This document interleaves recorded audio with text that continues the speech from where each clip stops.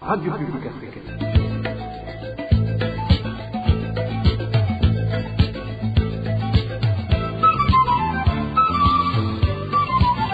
Radio Publique Africaine.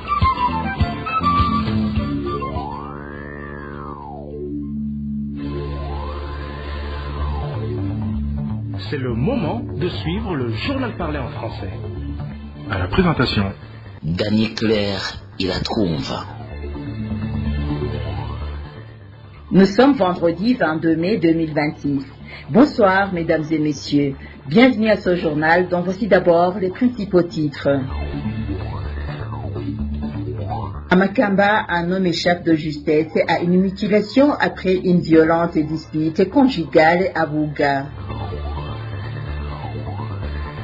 Alerte sur le virus Ebola, un spécialiste appelle le COUSP à renforcer les mesures de préparation et de prévention. Et enfin, nous allons vous faire entendre dans ce journal, dans la rubrique sportive, comment Kigali accueille dès ce mardi la Basketball Africa League avec 8 clubs africains en lice.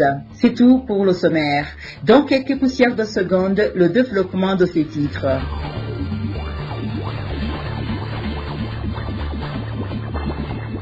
Bonsoir. Débutons ce journal par une petite rectification concernant un élève d'Angozi emprisonné pour viol sur une de ses camarades depuis le 19 courant. Une erreur s'est glissée dans notre reportage de ce mercredi. En effet, on a dit que le garçon en question était âgé de 14 ans, mais après vérification, il s'est avéré qu'il a 19 ans. C'est un dossier qu'on va continuer à suivre de près. Comme je vous le disais en titre, à Makamba, un homme de la colline Ebuga, zone Gitabo, en commune Makamba, a failli être mutilé par son épouse dans la nuit du 20 au 21 mai 2026. Les informations en provenance de cette colline indiquent que la femme accusait à son mari d'entretenir des relations extra-conjugales avec une femme du voisinage. La présumée auteure du crime est pour le moment sous interrogatoire tandis que le blessé est en train d'être soigné. Le point avec Emmanuel Nyungeko. Cet homme qui a failli être mutilé s'appelle Evariste Bigirimana, mari d'Olive Vumilia, famille de 8 enfants. Il vit sur la colline de Buga, zone Gatabo, commune Makamba, en province de Burunga. Les informations fournies par certains voisins de cette famille indiquent que depuis un certain temps, la nommée Vumilia accusait à son époux Bigirimana d'entretenir des relations extra-conjugales avec une autre femme de l'entourage. C'est ainsi alors que mercredi vers minuit, dans la nuit du 20 au 21 mai 2026, les voisins ont été réveillés par des cris dans cette famille. À ce moment, selon les informations en possession de la RPA, Olive Vumilia tentait de couper le sexe de son conjoint Evariste Bigirimana à l'aide d'un couteau. Même si le sexe de cet homme n'a pas été entièrement coupé, les voisins affirment qu'il a été gravement blessé et a été dépêché au centre de santé de Gatabo où il est pour le moment alité. La présumée auteure du crime a été arrêtée par la police et conduite dans les cachots de la police à Kayogoro pour interrogatoire. Un des administratifs à la base dans cette zone de Gatabo qui a requis l'anonymat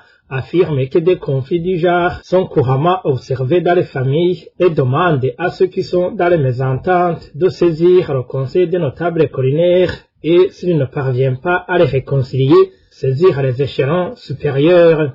Merci à toi Emmanuel Nyungeko. Justice à présent, la surpopulation carcérale qui prévaut dans plusieurs maisons de détention du pays est principalement alimentée par certains abus de pouvoir attribués à des responsables administratifs et judiciaires. Ces derniers sont accusés de maintenir en détention en violation de la loi des personnes ayant déjà purgé leur peine ou acquittées par les juridictions compétentes. Une situation qui à maintes reprises se manifeste par les discours du chef de l'État que par les différents ministres ayant successivement dirigé le ministère de la Justice. Les détails avec David Claude Bananayo.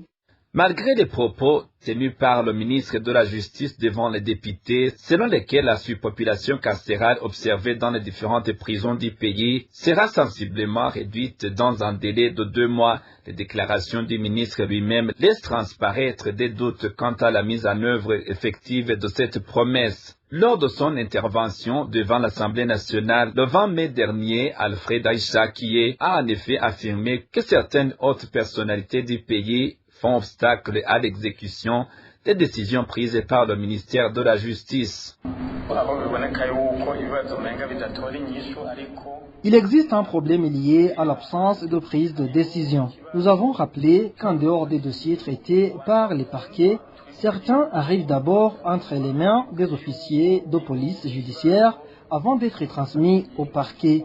Nous avons également rappelé qu'il y a des personnes détenues dans d'autres services, notamment les renseignements. Pour certains détenus ayant déjà purgé leur peine, leurs dossiers sont introuvables. Nous souhaitons que, dans un bref délai, ceux qui ne font plus l'objet de poursuites et dont les tribunaux ont déjà rendu les décisions soient libérés.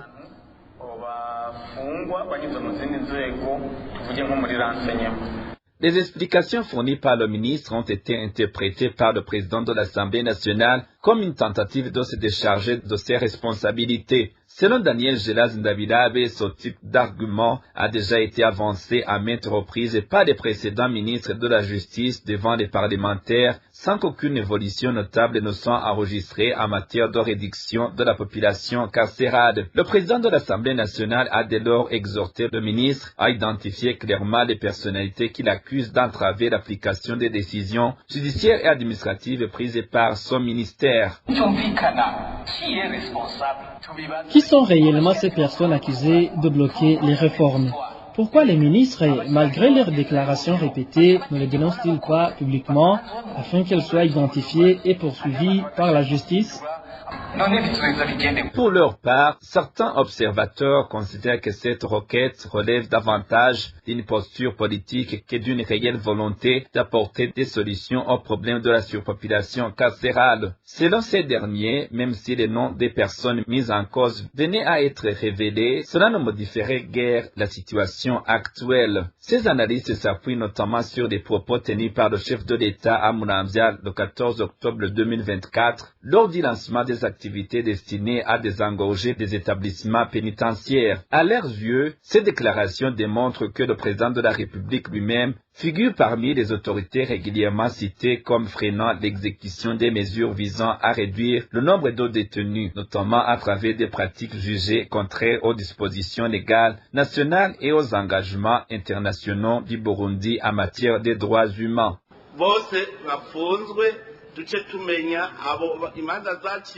J'ai ordonné au ministre de recenser tous les détenus et de lister ceux qui sont en détention alors qu'ils ne le devraient pas, ainsi que ceux qui n'ont pas encore été jugés. On est conscient qu'il y a urgence de solutionner certains cas, mais je suis désolé de vous le dire, il y a des cas qui vous dépassent. Par exemple, certains malfaiteurs ne peuvent pas être relâchés de peur qu'ils ne rejoignent leurs anciens compagnons. J'ai eu des échos concernant les insurgés de 2015 qui, une fois remis en liberté, ont vite fait de réintégrer leur groupe de malfaiteurs. C'est pour cela que leur cas requiert une grande attention.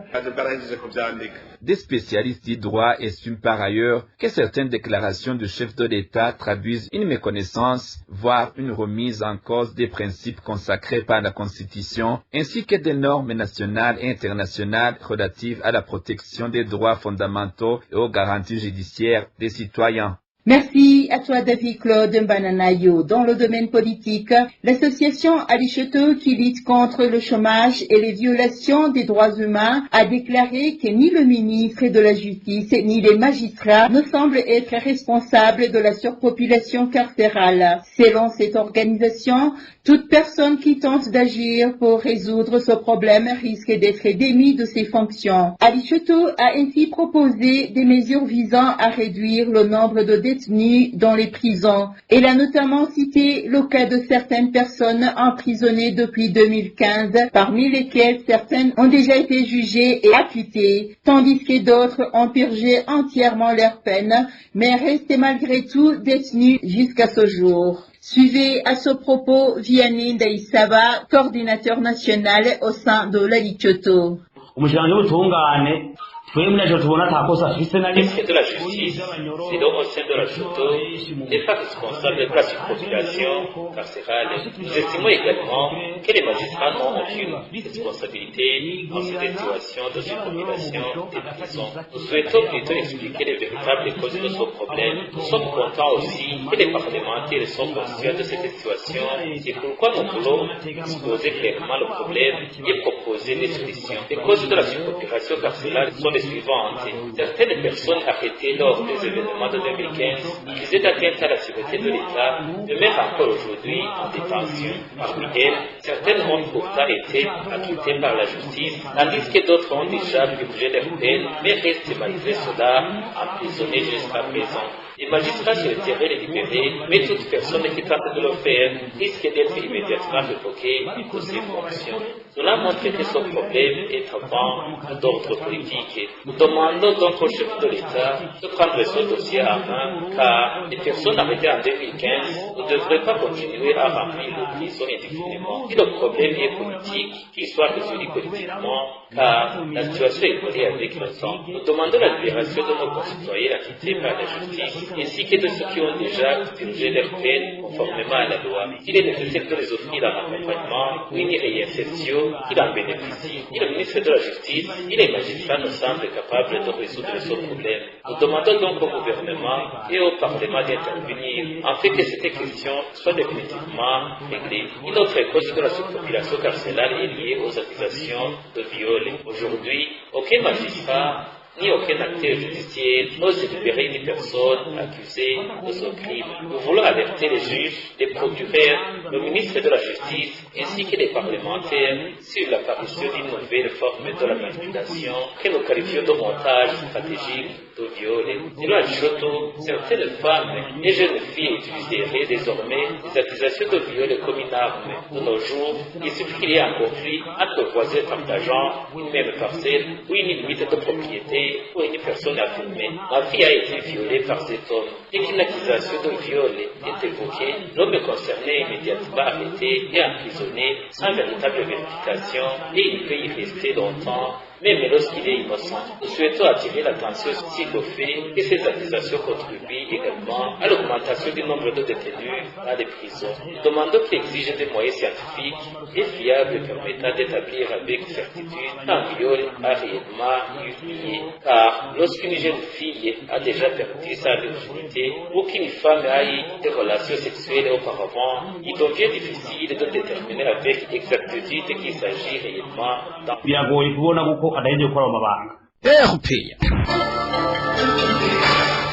Comme je vous le disais en titre, le virus Ebola est une maladie mortelle car son traitement il peut tuer jusqu'à 90% des personnes infectées. C'est ce qu'affirme comme Konakudze, spécialiste des maladies infectieuses, qui appelle également le Centre des opérations d'urgence de la santé publique, COUSP, à se préparer à faire face à cette maladie. Comme Konakudze aborde également les différents modes de transmission. Écoutons-le.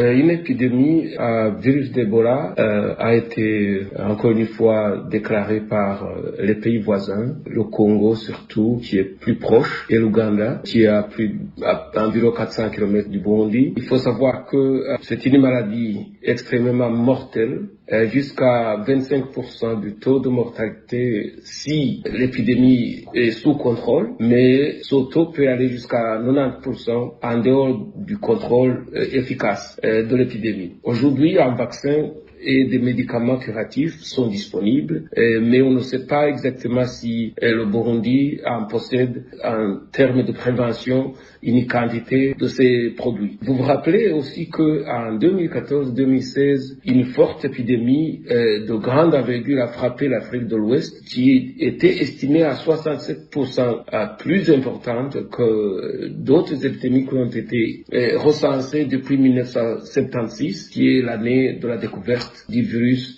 d'Ebola. Et rappelez aussi que durant ce temps, il a tué plus de 11 300 personnes, juste parce que c'était une épidémie qui s'étendait sur plusieurs régions, surtout en Afrique de l'Ouest, et pour la première fois, et que les moyens de lutte étaient très limités. Il faut vous rappeler aussi que Ebola est connu au Burundi parce qu'il a été découvert juste à côté dans le pays voisin, le Congo, à l'époque ça s'appelait le Zaïre, dans la localité de Yamboku et sur la rivière Ebola, d'où son nom de Ebola. Alors, comment se transmet Ebola? L'être humain, l'animal infecté sont les principaux vecteurs de ce virus. Et c'est avec l'être humain, c'est par contact. Le contact humain, juste toucher la personne malade, tout ce qui est fluide corporel, je dirais bien ici la salive, le sang, les urines, les sueurs, les literies, les habits que la personne a portés, là où il a craché, là où il a touché, tous ces facteurs peuvent effectivement transmettre la maladie à virus d'Ebola. Et notez bien aussi que le virus ne se propage pas par l'air, ou n'est pas dans l'air, comme d'autres virus, par exemple. De plus, comme Konakudze indique que certains animaux transmettent également la maladie. Il s'agit notamment des rats, des souris et d'autres animaux sauvages. Selon cet expert, une personne infectée présente des symptômes similaires à ceux d'autres maladies. C'est pourquoi, en cas de signe d'infection, les autorités sanitaires doivent immédiatement alerter la population concernée. Écoutons encore une fois comme Konakudze. L'être humain, l'animal infecté sont les principaux vecteurs de ce virus. Alors, on a plusieurs variétés. Il y a 4 variétés. Il y a la première variété qui est la variété qui a été découverte au Zaïre et qui peut tuer jusqu'à 90% des cas. Il y a la variété qu'on appelle Soudan, qui peut tuer jusqu'à 50%, moins virulente que la variété Zaïre. Et vous avez l'actuelle variété qui a été découverte récemment, qui s'appelle Bundibugyo, qui est la virulence est entre le Zaïre et le Soudan, mais aussi il y a une autre souche qu'on appelle Reston, qui est moins virulent et généralement qui porte une faible taux d'attaque et de taux de mortalité. Alors, quels sont ces symptômes? Apparemment, au premier tour, c'est une maladie difficile à diagnostiquer, d'autant plus que les premières phases, 2e jusqu'au 21e jour, qu'on appelle ça la phase aussi de contamination, le malade va présenter des symptômes non spécifiques qui ressemblent plutôt à ceux du paludisme ou de la grippe, par exemple. Le malade va présenter une migraine, des douleurs musculaires, des nausées, des faiblesses générales, ce qui rend difficile effectivement le diagnostic clinique de la maladie virus Ebola. Alors, il y a la phase qui va suivre. Ce sera une phase critique où le patient vomit, fait une diarrhée, des éruptions cutanées, une atteinte rénale et du foie, mais aussi des hémorragies internes et externes. Et cela constitue la complication de cette maladie. Éducation à présent, un effectif de plus de 85 000 élèves, dont 52 000 filles et 33 000 garçons, est prévu pour passer le concours national de la 9e année édition 2026. Cet examen national va durer 3 jours, du 2 au 4 juin 2026. Comme l'a annoncé ce mercredi le secrétaire permanent du ministère de l'Éducation et de la Recherche scientifique lors du lancement de l'internement des concepteurs des épreuves de ce concours. Herménégilde Bricouquier a alors interpellé les élèves de bien se préparer en révisant les cours. Je vous propose de l'écouter. On est ici pour le lancement de l'internement des concepteurs des épreuves du concours national édition 2026, concours qui est prévu en date du 2, 3 et 4 juin 2026. Il porte sur les disciplines qui sont enseignées dans la classe de 9e, à savoir le domaine des mathématiques, le domaine des langues porte également sur les sciences et technologies, et le TIC porte également sur les sciences humaines et aussi le domaine de l'entrepreneuriat. Cette année, nous comptons 85 912 candidats au concours national de cette édition. Mais nous avons été étonnés aujourd'hui par le fait qu'il y aura grande participation des filles à ce concours. Pour plus de précision, on compte plus de 50 000 candidats filles contre 33 000 candidats garçons. À l'endroit des enseignants, c'est un message: choisir un examen qui permet de mesurer le degré moyen de compréhension des élèves. Il ne faut pas que ce soit un examen qui est choisi pour les meilleurs, que ce soit plutôt un examen qui est à la portée moyenne des enfants de différents niveaux pour que ça nous permet de sélectionner, si je puis dire même, parce que ça permet donc la sélection des enfants ayant les capacités et les connaissances requises pour pouvoir affronter l'enseignement post-fondamental. Ça peut arriver que l'un ou l'autre enseignant peut avoir l'idée, peut-être tenté par l'une ou l'autre raison, et de divulguer le questionnaire avant que le jour de l'examen ne soit pas encore arrivé. Donc je voudrais dire, comme lancer un appel à ces enseignants de garder le secret jusqu'à la fin donc de l'examen. Du côté des élèves, un message pour eux, c'est juste multiplier les exercices, réserver surtout le temps qui reste à l'entraînement. Sport à présent, et débute ce mardi dans Beka Arena à Kigali au Rwanda, la compétition de la Basketball Africa League. Cette compétition opposera 8 équipes, dont Al Ahly de Libye, championne en titre. Les détails avec Désiré Hatungimana. 8 équipes participent cette année à la Basketball Africa League. La 6e édition réunit notamment Al Ahly de Libye, vainqueur du trophée l'an passé, RSSB Tigers du Rwanda, Al Ahly d'Égypte, Petro de Luanda d'Angola, AS Ville de Dakar du Sénégal, Dar City de Tanzanie, Fous de Rabat du Maroc et le club africain de Tunisie. Les rencontres débutent ce vendredi avec 2 matchs au programme. Le premier oppose Al Ahly d'Égypte à AS Ville de Dakar, et c'est AS Ville de Dakar qui a gagné ce match par 93 points à 90, tandis que le second, très attendu par les Rwandais, mettra aux prises Al SSB Tigers et Fous Rabat. La compétition rassemble les meilleures équipes du continent. Le Burundi, en revanche, n'y participe plus depuis 2 ans après l'exclusion du club de Dynamo qui avait refusé de porter le logo du partenaire officiel Visit Rwanda. Cette décision, imposée par l'ancien président de la Fédération de basketball du Burundi, Jean-Paul Manirakiza, et soutenue par les autorités du pays, découle des tensions politiques entre le Burundi et le Rwanda. Elle prive ainsi de nombreux jeunes parents burundais d'une vitrine sportive et financière importante. Au-delà des enjeux économiques, ce tournoi constitue une opportunité unique pour les basketteurs africains de se faire remarquer par des clubs prestigieux et de transformer leur avenir. Certains joueurs burundais rencontrés expriment le souhait que le chef de l'État, qui se présente comme un défenseur de la jeunesse, leur permette de participer à ces compétitions afin qu'ils ne soient pas pénalisés par des décisions politiques qui les dépassent. La finale de cette édition est prévue pour le dimanche 31 mai. Et voilà, amis fidèles de la RPA, c'est par ici que nous clôturons le journal en français de ce vendredi 22 mai 2026. Merci pour votre aimable écoute. Merci également aux équipes rédactionnelles et techniques pour leur franche et parfaite collaboration. À la présentation de ce journal, vous étiez avec Dani Claire Ilatrumva. Bonne soirée chez vous.